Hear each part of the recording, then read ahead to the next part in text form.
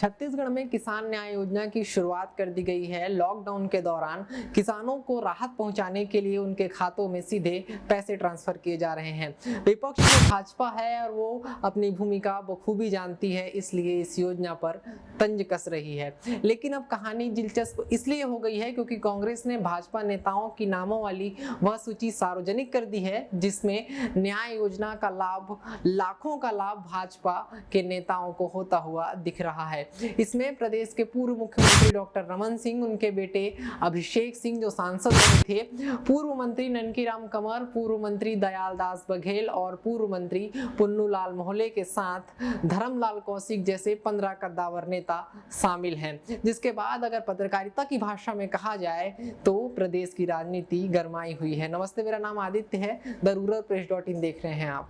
तो सबसे पहले आपको बताते हैं कि आखिर राजीव गांधी किसान न्याय योजना है क्या। कोरोना संकट के दौर में छत्तीसगढ़ की भूपेश सरकार ने गुरुवार को 19 लाख किसानों के खाते में 1500 करोड़ रुपए ट्रांसफर किए हैं। यह किसानों को सीधी राहत दी गई है। मुख्यमंत्री भूपेश बघेल के साथ कांग्रेस अध्यक्ष सोनिया गांधी और कांग्रेस पार्टी के शीर्ष नेताओं में से एक राहुल गांधी भी वीडियो कॉन्फ्रेंसिंग के जरिए इस मीटिंग में और जब इसका इनॉग्रेशन हो रहा था तब मौजूद रहे। इस योजना के तहत किसानों को कुल 5,750 करोड़ रुपए 4 किस्तों में दिए जाएंगे। यह किस्त पहली किस्त।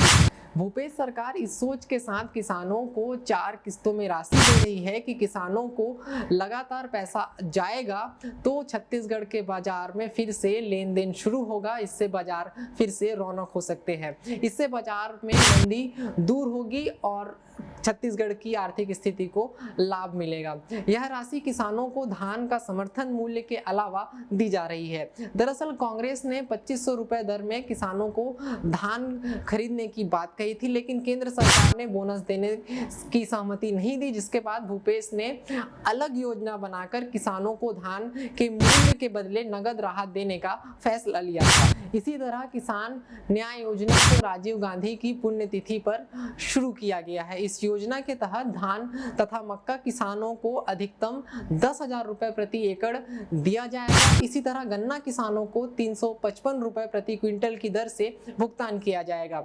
योजना के उद्घाटन कार्यक्रम में किसानों को पहली किस्त के रूप में 1500 करोड़ रुपए की राशि दी जा रही है।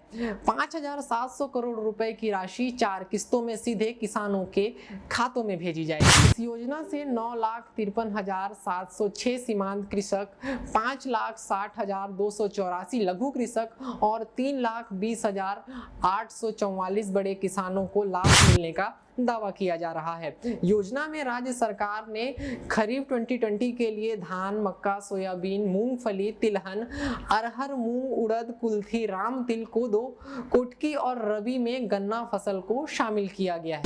बीजेपी ने भूपेश सरकार की इस पूरी कवायद पर तीखा तंज कसा है और आपने छत्तीसगढ़ के ट्विटर हैंडल से ट्वीट किया है कि दाऊ आपके राज में रहनुमा थे जो मदारी हो गए, लुट गए राही भिखारी हो गए, झूठे वादों से परेशान है सभी, फावड़े गैती और तगारी हो गए।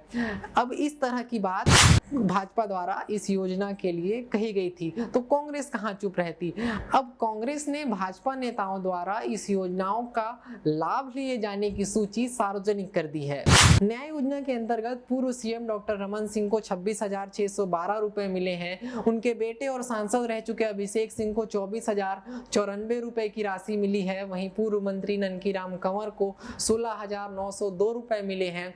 पूर्व मंत्री दयाल दास बघेल को 48,520 रुपए मिले हैं। पूर्व मंत्री पुन्नूलाल मोहले को 56,015 रुपए मिले हैं।